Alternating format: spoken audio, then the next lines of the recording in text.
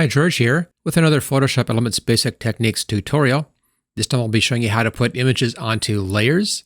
Now before we get into this project, I just wanted to mention that if you want to learn more about how to use Photoshop Elements, the best way is with my complete training course. I'll put a link for that at the top of the description. And we'll begin with a brand new file. Go up to File, New, and Blank File. I'll have this at the default Photoshop Elements size, which is 6x4 at a resolution of 300. Choose OK. And there we go. Now my commit is floating windows. Let me show you that right now, but first I'll dock this up here. That's going to be useful for us. Go up to Edit, come down to Preferences and General, and make sure that this checkbox right here, Allow Floating Documents in Advanced Mode, is checked.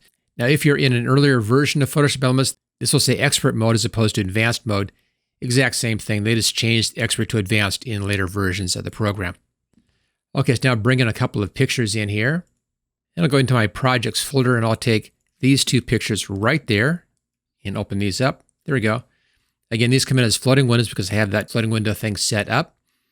And this allows us to do our first method of bringing pictures into a file and onto a layer. And that's simply to drag and drop from a floating document into your working document, which is right back here. Just take the background layer, drag it over and drop, and there we go, it's in there. It comes in on its own layer, as you can see. Now the size may be different depending upon resolutions and on the size of the image. Let me open up the other picture here. There we go. I'll do the exact same thing. Just drag that in, drop it on. And it again comes in as its own layer up here. We can then position this wherever you want it on your image, depending again on the size. I'll use the Control-T keyboard shortcut here to bring up the handles for the picture. You can see out here, there's the actual size of the image. So I have a little bit of room we can move this around in before we begin to go off our image like that. So it allows you a bit of flexibility. You can resize this with these handles if you need to, right there. Just drag them in up and down. And also come just outside the middle or corner handles, and you can then rotate your image. Again, you don't need to do it if you don't want to. That's a pretty good looking position right here. Maybe I'll go up a bit so I can go to the right just a little bit, just like that. Now, sometimes in Photoshop Elements, you will see over here in the thumbnails that the thumbnails will disappear. I'm not sure exactly why this happens. This has been around for a few versions now. If this happens to you, just save the file, close it, and reopen it, and you'll see your thumbnails again. Let's go ahead. We'll do that one. Let's do a file. I'll do Save. My projects folder here. I'm just going to call this one Images to Layers. It saves as a Photoshop file. That's your PSD file format. That's the default for Photoshop Elements. Choose Save. Close that down. Get that out of the way. File, Open Recent. It'll be right here at the top. Comes back in again. I'll just dock that. And there is the layers thumbnails again. So if those disappear on you, just close and open your file again, and they'll come back up again. Okay, so that's one way, the drag and drop technique. Bring an image in here. Let's just now delete both of these layers. Get those out of there. There we go. Second technique is kind of the same thing, but you don't have to actually open up your image here visibly and then pull it in. If you have the image open inside of the program, but it's not shown, like we have right down here, this is the photo bin. Simply drag from the photo bin right up onto your project like that. Does the exact same thing. I'll do the same thing for the cat right here. But there is one big difference. Notice in here, there's this little kind of funny icon. Also, we just lost our thumbnail again. Again, that happens sometimes.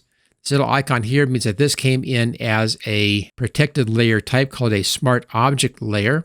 And that's protected from anything happening to the pixels themselves. I can change some basics in here. For instance, I can do this, and that's just fine if I wanted to do that. I can resize from the corner. That's fine. You can do that kind of thing.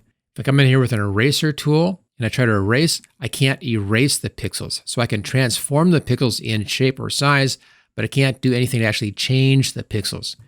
Let's try painting on this layer. I'll grab my paintbrush. Let's change the color here to a nice bright red like that. Come in here and paint. Again, I can't change those pixels this way. Now you can, interestingly enough, come in here and actually change the pixels if you use filters on it. Some filters will work on a smart layer. And this works mostly in later versions of Photoshop Elements. Earlier versions that still had smart layers couldn't use filters at all. We can work with some filters here in later versions. Go up to Filter, come down to Filter Gallery. Right here, let's just do something like this. Ink outlines is kind of fun. So you can make this more apparent. I'll bring my stroke length up like that and dark intensity. So pretty dramatic filter in here. Choose OK. And notice how this did work on this smart layer. You see over here is changing the icon. This says that this is a filter effect right here. One problem with this, of course, is that I can't go back and just change this. It has a filter effect, but I can't do anything with that. But it does come in as a smart filter. So if I right-click on this, I can clear the smart filter. And again, it goes back to the original. So the original is still saved in here, just the filter is placed on top of the original, even though it's on the same layer. Again, that only works in later versions of Photoshop Elements. In earlier versions, you just can't use filters at all. Now you can convert this over to a regular layer. It's real easy. Just right-click on the name and come down here and choose Simplify Layer. Notice now how that icon has gone away. And now if I came in here with an eraser tool, for instance, let's set this at 100%, I can come in and just erase directly, and I'm seeing that bokeh background in behind that. Now I can't bring that back in again because it has been converted to just a regular layer, unless I use the undo option, and that's edit, undo eraser, or the Control-Z keyboard shortcut. I'll just do that, Control-Z, and I'll do that to back up out of that eraser step, a couple of steps there. That's our second way in here of bringing in images to layers. Notice again, we lost our thumbnails over there. That happens. Let's get rid of these layers. There we go. And here's the third way of bringing new images onto layers in your project.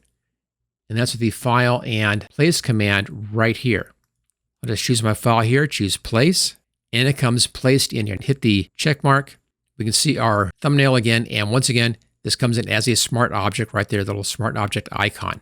So 3 different ways of bringing images into layers in your project. Let's go ahead and complete this particular project. Now you can use any of these techniques that you like. It's up to you, personal preference. I normally just open these up. Let's just float this one, and I'll double click here, bring this one up again.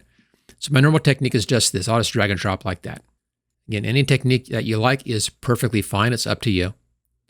Let's position our cat kind of centered about here. There we go. Hide that one. Let's position our bokeh image. I'm going to enlarge this a bit so it fits top to bottom better. There we go. And while I'm right here, I'm going to fix that little glitch right there. Let's just apply a transformation. There we go. And I'll just use the spot healing brush. Brush over those couple of spots. There we go. This cleans that little artifact out of there. Let's bring back up our cat.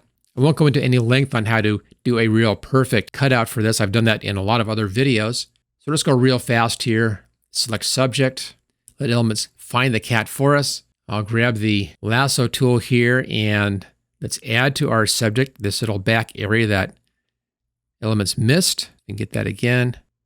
There we go. If you want to, you can come in and clean up that edge with the Refine Edge.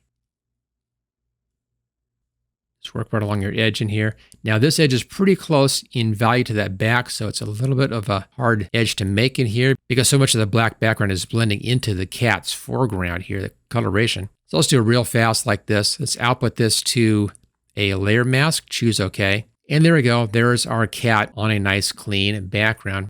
If you want to learn more basic techniques about how to work with Photoshop Elements and also more advanced techniques as well, I have all of that in my complete training course. I'll put a link for that at the top of the description, and I'll see you next time.